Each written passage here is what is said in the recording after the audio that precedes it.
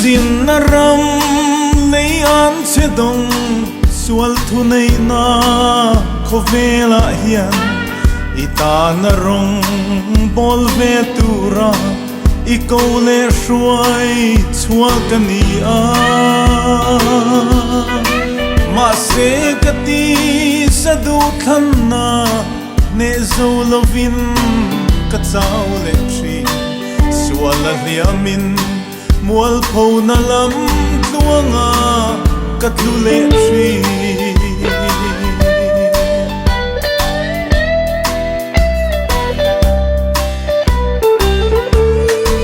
leilam dana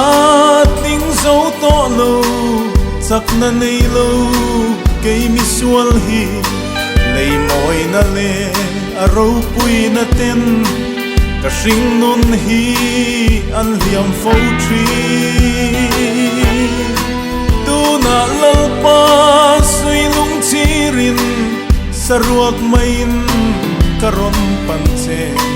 ka sual na te min ngai dam lai ram theng ve turin mi ting lo le mi fel lo te mangai chin tu ini wangin isiam tharna be sei chungin ikebula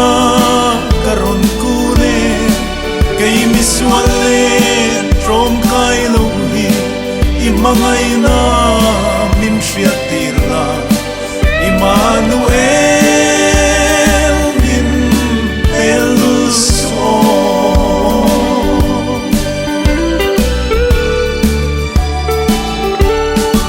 he kovela ilen lai khan mi ten dam na an chang trina katak sale tharau dam na Bei sei chungin karon panche Isa ngay na min hutirin Mangay na in min kuang kuala Kay maahian karaw diktak siyam Parleang che Mi tinglo le, mi fello te Mangay chintu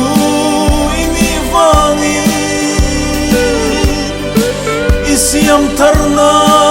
be sei chungin ikebula karon kune kei mi swale trom kai lo hi imangai na min shiatirna Emmanuel min eluso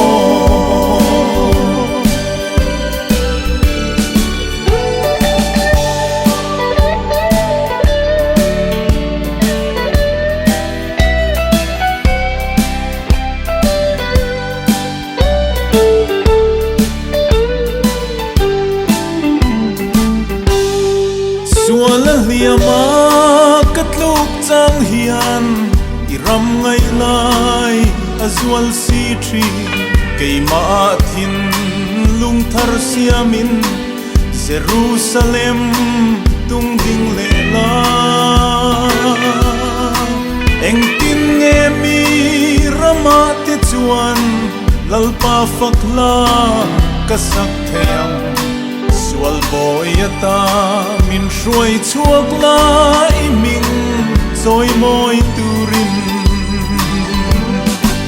Mi ting lo le, mi fel lo te Mangay chin tu ini wangin Isiam tharna be sei chungin Ikebula karon kune